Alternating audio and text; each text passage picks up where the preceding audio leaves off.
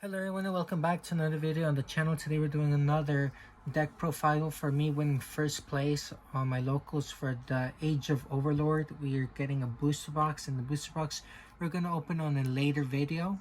It's going to be a little pack battle between me and my brother. So far I've been losing these pack battles, but yeah, let's get onto the deck profile. I won first place with Tearlaments. The reason I decided to use Tearlaments because since Kashtira is no more, Tearlaments can now run at full power. So the main practice of each of these cards is one, merely you want to see all these cards in your starting hand, but merely the practical use of merely is that you never want to see this in any of your opening hands, because you want to send this with Sprint or any card that sends any name to the graveyard.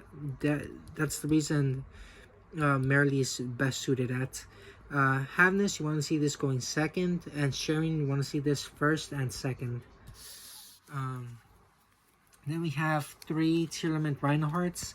Many people cut this card at 2, but I think the only reason you want to cut Rhinoheart at 2 is you're cutting Scream at 2. So moving forward, I think Rhinoheart and Scream should be a package deal. But the reason I maxed out on Rhinoheart is because I wanted to see more names in the graveyard. Then we run 3 Tearlaments Kashtira, standard Tearlament stuff, and we're running 3 Kashtira Fenrir. The reason I decided to run this deck list over the Tearlament Horus is because I think the Kashtira just brings so much value to the table, and I think this version of Tearlaments is way stronger than Tearlament Horus. So 3 Fenrir. I think I might cut Fenrir to 2, but I'll talk about the cuts later. Then we have 2 Diviner of the Herald. This is the best normal summon in the deck. If I do end up cutting Rhinoheart to 2, I will increase this to 3, because this is overall a way better normal summon. Because if this gets ashed, you still pitch for cost one of the Exchange of the Spirit cards, one of these 4. This gets ashed, so this doesn't change its level, but you still have to pitch for cost. So when this gets ashed, well, guess what? You send this to the graveyard, activate its effect, and you mill. Unlike Rhinoheart, where if this gets ashed, well, return's basically over.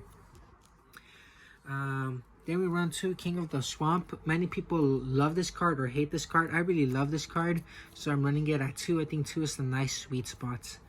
And then for dangers, you're running 1, 2. Moving forward, I think I want to run 2-2, but I didn't find another copy of Mothman. But moving forward, I think I would like to run 2 of each of the Mothman and Nessie. And then last card, Destiny Hero Malicious. From all these cards, I could realistically see cutting out.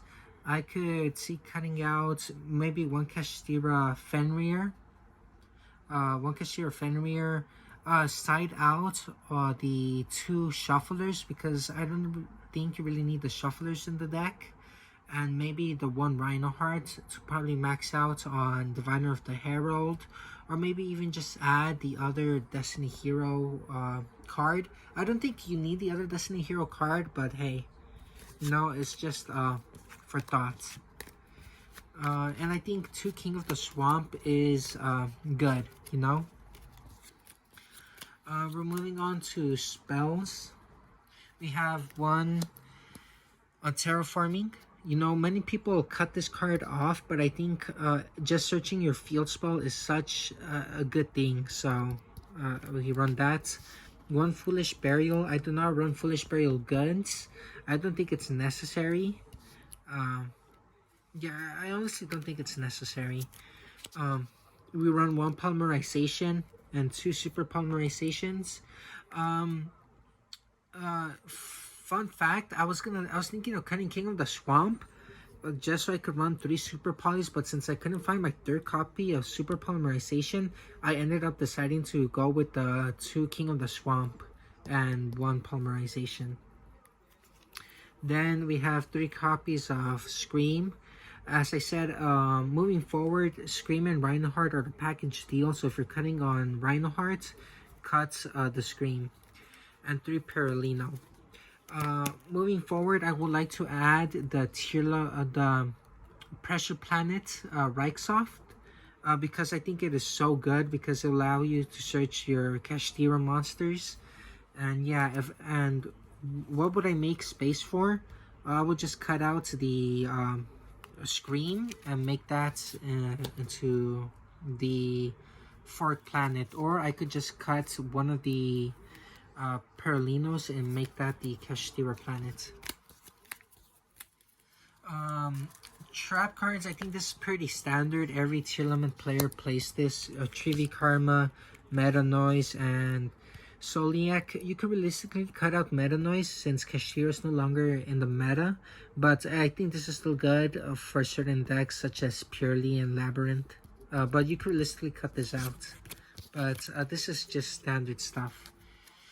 Onto the extra deck, we have Abyss Dweller, really good. Cuts graveyard decks. Mixed graveyard decks, practically useless. Time Thief Redoer and Beatrice, you know, XYZs. Then we have for links, Dark, Cross Sheep, and Goddess. Goddess good against Purely, allows you to do more combo extensions, and then Dark to take control of your opponent's dark monsters and to get, once it's destroyed, to get a Tearlament name.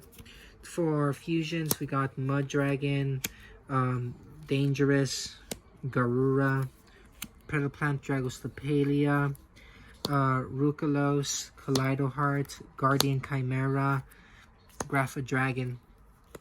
If you're not running the King of the Swamp engine, you could get rid of Tearlament Rukalos, Grapha Dragon, but you could also realistically get rid of Guardian Chimera, but I think Guardian Chimera is just too good on the Tearlament deck.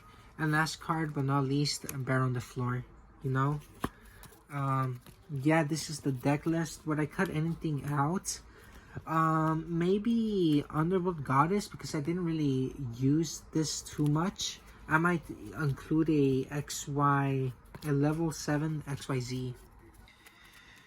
For the side deck, we are running 3 DD Crow, 3 Ash Blossom, 1 Called by the Grave, 1 Tearlament Crime, Dimension Barrier, and I borrowed 3 Triple Tactics Thrust and 3 Triple Tactics Talent, and I gave him over. But yeah, this is the deck profile. I hope you guys enjoyed this deck profile, and we'll see you soon for the unboxing battle. Yeah.